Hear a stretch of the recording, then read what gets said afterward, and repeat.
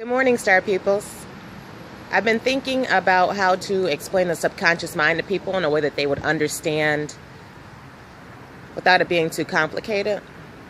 It is a really complicated concept, but it's very important for everybody to understand. So I'm trying to figure out a way to say it where a lot of people can understand it.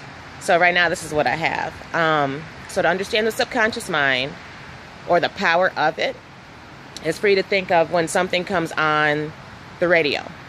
When something comes on the radio, most likely you may look at it as just a song that came on the radio. However, sometimes what happens is that it's a suggestion to us. Like, this is the vibration level you're putting out. You hear the lyrics of the song, this is what's coming from what you're putting out right now. Is this what you want to accept? Then you have that choice to say, yes, I want to hear this. Keep on feeding it to my brain, my subconscious mind. This is what I want to happen in my life. So at that point, you keep on jamming to your song or listening to that station, whatever the case may be. So then you're telling your subconscious mind, yes, this is what I want. It's okay for you to make this happen. But you also have that choice to tell your subconscious mind this is not what you want. So if you hear something saying like, F that B, or something about being broke, or something about being lonely, going through a breakup, sign them papers, whatever the case may be, you have the chance to tell your subconscious mind, this is not what I want. So you can go ahead and change the station at that point, or flip to a song that's more better suits you. Now, I'm not just saying that for the radio, I'm saying that for things that come on TV too. You turn on the TV, turn on the news. It's telling you about all this stuff to be afraid of when you walk through Chicago, all these things to be afraid of when you go to Vegas now. These things to be afraid of about what they're doing to little kids, what they're doing to young women, what they're doing to college students. You have your choice to tell your subconscious mind, yes, this is what I want to happen in my life. That's why I'm looking at it. And so then your subconscious mind will start to make that happen. Or you have the choice to turn it off, change the channel, and say, this is more like what I want to see.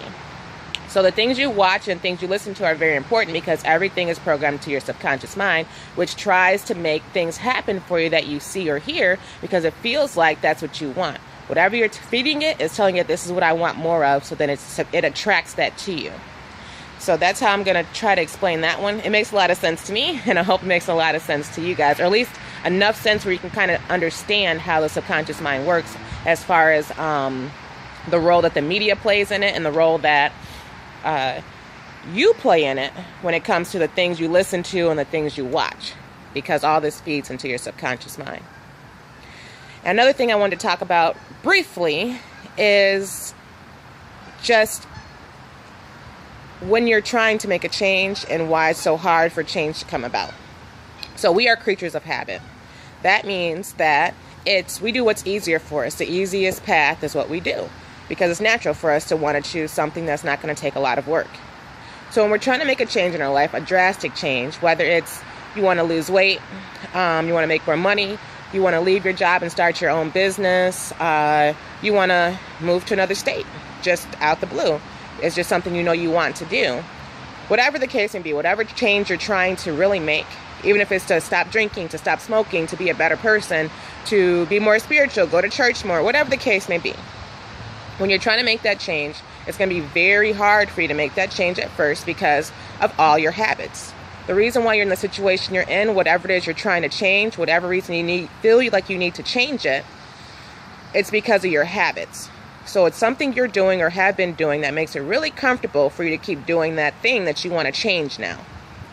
So I just wanted to warn you that when it's time for you to change, you have to watch out, because not only does the habits of your subconscious mind come into play, that ego that you have created because of that, and by ego I mean that projected self-image of yourself, the projected you, the who you give out to the world. So if it's smoking, you are that coworker who smokes, who goes to take a break every 15 minutes because you have to smoke. That has become a part of your identity. Your ego is something that has become attached to you, that is a part of your identity, which means that it's basically just like you.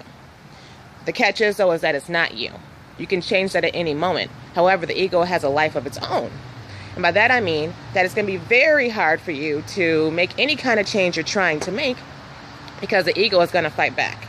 The ego doesn't want to be killed off, doesn't want to die. Every part of you that's a habit is part of that ego. So when you're telling yourself, I'm going to make this change, I'm going to lose 30 pounds, or I'm going to go ahead and start this vegan diet so that my health can improve, whatever the case may be, your ego is going to say, if you do that, I'm going to die. So I'm going to try to make it hard for you. So that's when you're going to have all these cravings that kick in. Why? Because it's your ego.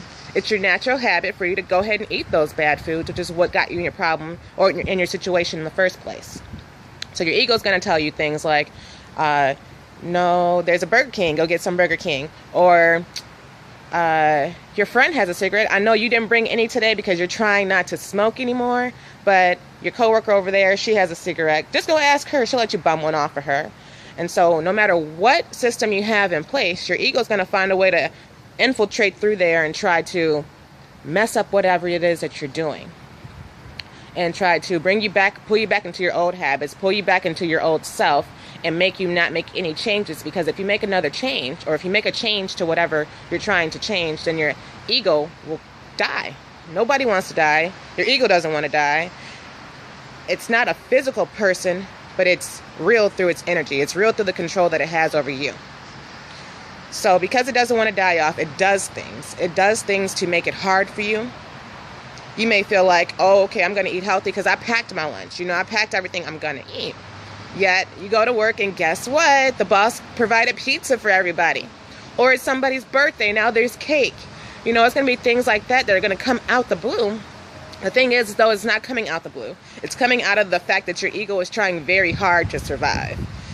So whatever it is you're trying to change, you have to have a lot of willpower, and you have to understand that you're not only fighting against what you're trying to, the cravings you have, or whatever it is you're trying to change.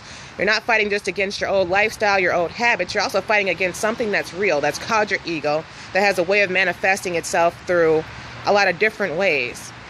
And it'll start little. It'll start little by, your boss offering everybody free drinks. You don't want to drink anymore. Now your boss is offering everybody free drinks after work. So you have to make that choice. Okay, if I go out, am I strong enough to go out and not drink anyway? Maybe, maybe not. And so if you are, go ahead and go out, enjoy yourself without drinking. They may do you some good. If you know for sure you can't go out without drinking, then now you have to pass this one up. So there's going to be a lot of things that go into play because you want to hang out with your coworkers, hang out with your friend, and you get free drinks. But now you're trying not to drink. So that's like, little steps, how the ego tries to stay alive. Offering you freebies toward the things that you're saying you're trying to change or don't want. Okay, and then another way that it happens is once you get strong enough where you're not falling for the little tricks, you got enough willpower in you where you're not, eating that midnight snack like you used to, or going to Taco Bell for that fourth meal. Now your ego's going to get really upset. Now a whole bunch of things are going to start happening. Things are going to seem like, man, this is set up for me to fail. And no, that's just called a great big challenge. That's that challenge I was talking about before, where it's going to be something that just makes you run into a wall. And you have to think, what am I going to do? Am I going to turn back now, or am I going to find a way through this? You have to remember to think outside the box and be stronger than your ego, because you are.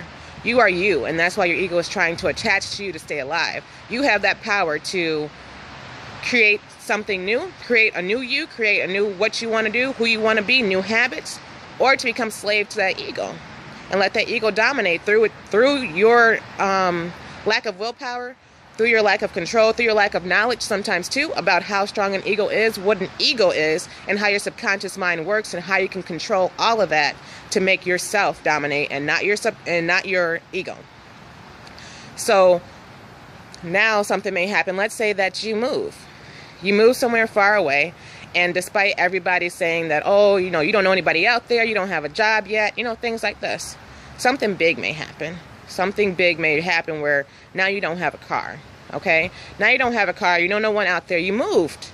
All your friends and families out here, everybody said this was going to happen, so this is like the ultimate thing, the ultimate deal breaker. Well, now you have to decide what you're going to do. Are you going to just go ahead and call somebody, have them come get you, go back home, and you failed? Or what are you going to do? So this is when you start thinking outside the box. This is when you start thinking about, what would I do at home if I didn't have a car? Okay, call family. What else can I do? Then you realize that they have an Uber. You realize that they have public transportation system. You really start to think that, what? Let this car go for now. I'll get it fixed when I can, or get a new one. Till then, I have other ways to get around. So that ego is alive, and it's a part of you because it's a part of you through your subconscious mind.